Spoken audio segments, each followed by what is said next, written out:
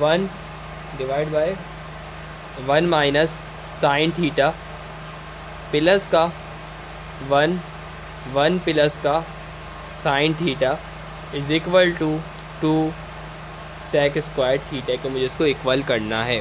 सबसे पहले मैंने यहाँ पे लेफ्ट हैंड साइड ले ली।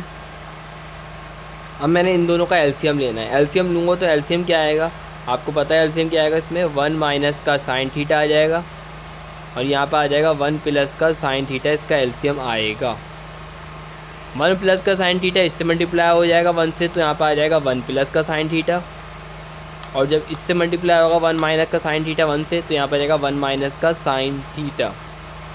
प्लस के साइन थीटा से माइनस का साइन थीटा यहाँ पे क्या हो जाएगा, कैंसिल हो जाएगा। अब नोट कर सकते हैं यहाँ पे एक फॉर्मूला लग रहा है ए स्क्वायर माइनस का बी स्क्वायर का। ए स्क्वायर माइनस का बी स्क्वायर बराबर होगा ए प्लस बी और ए माइनस बी के। जैसे मैंने यहाँ पे ये फार्मूला अप्लाई किया, क्या मैं इसको फार्मूले के ज़रिए इसको इस तरह से ले सकता हूँ, 1 माइनस का साइन स्क्वायर थीटा के। मैं इसे ओपन क्लोज कर सकता हूँ इस तरह से मैं कर सकता हूँ, बिल्कुल मैंने इसको इस तरह से कर दिया। अब यहाँ पे 1 और 1 क्या हो जाएगा, यहाँ पे 2 हो जाएगा, तो मैं यहाँ पे 2 लिख दिया सिंपल। 1 माइनस का साइन स्क्वायर थीटा बराबर किसके होता है, कॉस स्क्वायर थीटा के।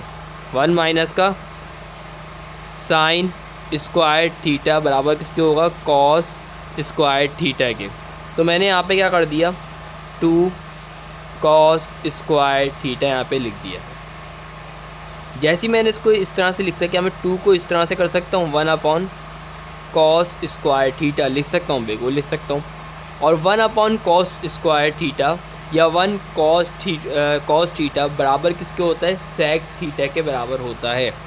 1 अपॉन कॉस थीटा बराबर किसके होता है, सेक थीटा के बराबर होता है। अगर यहाँ पे स्क्वायर होगा तो यहाँ भी क्या होगा, स्क्वायर हो जाएगा, मतलब 1 अपॉन कॉस स्क्वायर थीटा के बराबर होगा, सेक स्क्वायर थीटा के इक्वल होता है। तो मैं क्या इसको यूँ लिख सकता हूँ, सेक स्क्वायर थीटा।